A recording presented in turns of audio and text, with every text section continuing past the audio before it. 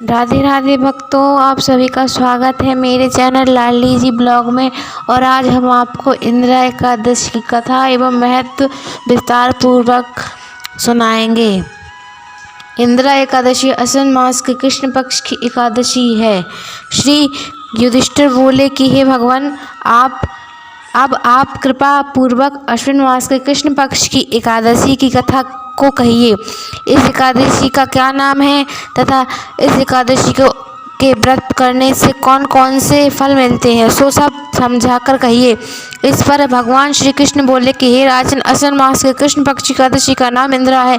इस एकादशी के व्रत करने से समस्त पाप नष्ट होते हैं और नरक में गए हुए पितरों का उद्धार हो जाता है। इस एकादशी की कथा सुनने मात्र से ही वाजपेयी यज्ञ का फल मिलता है। प्राचीन सतयुग में महेश्वती नाम की एक नगरी में इंद्रसेन नाम का एक प्रतापी राजा राज्य करता था। वह पुत्र पौत्र धन धान्य आदि से पूर्ण और सदैव शत्रुओं का नाश करने वाला था। एक समय राजा अपनी सभा में सुखपूर्वक बैठा था। महर्षि नारद जी आकाश मार्ग से उतरकर वहां आए। नारद जी को देखकर राजा अपने आसन से उठा और अर्घ आदि से उनका पूजन करके आसन दिया। महर्षि नारद बोले कि हे राजन, आपके राज्य में सब कुशल है।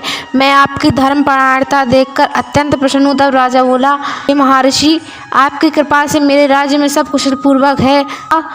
आपकी कृपा से मेरे समस्त यज्ञ कर्म आदि सफल हो गए हैं। हे देव, आपकी क्या आज्ञा है। इस पर नारद जी बोले कि हे राजन, मुझे एक महान आश्चर्य हो रहा है कि एक समय जब मैं ब्रह्मलोक से यमलोक को गया, मैं यमराज की सभा के मध्य में तुम्हारे पिता को देखा। तुम्हारे पिता महान दानी, ज्ञानी तथा धर्मात्मा थे। वह एकादशी के व्रत के बिगड़ जाने से यमलोक को चले गए हैं। तुम्हारे पिता ने मुझसे तुम्हारे लिए एक समाचार भेजा है कि आप मेरे पुत्र के पास जाएं। और मेरे पुत्र का नाम इंद्रसेन है, जो महेश्वती नाम की नगरी में राज्य करता है। मुझे किसी पूर्व जन्म के बुरे कर्म के कारण यह लोक मिला है। यदि मेरा पुत्र अश्विन मास के कृष्ण पक्ष की एकादशी इंदिरा एकादशी का व्रत करे और उस व्रत के पुण्य को मुझे दे दे तो मेरी मुक्ति हो जाए।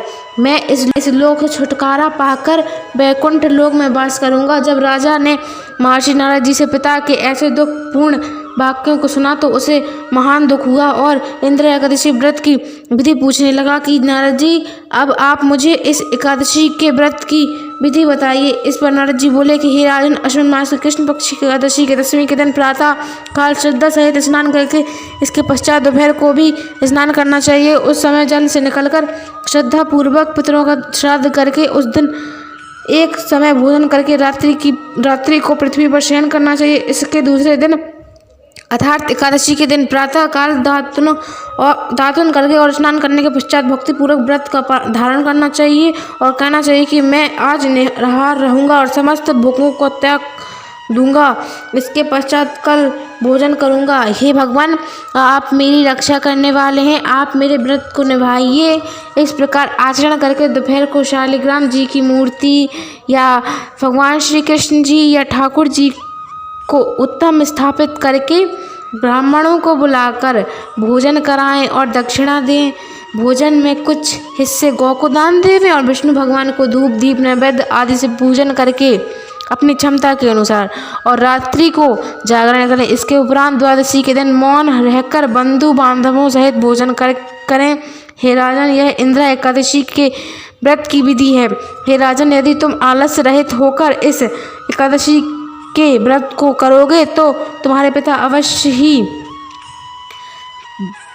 वैकुंठ में जाएंगे। राजा ने इंदिरा एकादशी आने पर उसका विधि पूर्वक व्रत किया। बंधु बांधवों सहित इस व्रत को करने से आकाश से पुष्प की वर्षा हुई और राजा का पिता यमलोक से रथ पर चढ़कर वैकुंठ लोक को चला गया। राजा इंद्रसेन भी इस व्रत की एकादशी के व्रत के प्रभाव से सब लोग में सुख भोकर अंत में वैकुंठ के वासी हो गए। भगवान श्री कृष्ण जी कहने लगे कि हे धर्मराज युधिष्ठिर, यह मैंने तुम्हें इंदिरा एकादशी व्रत का महत्व वर्णन किया है। इस कथा के पढ़ने व सुनने मात्र से ही समस्त पाप नष्ट हो जाते हैं और अंत में मनुष्य वैकुंठ में जाकर वास करता है।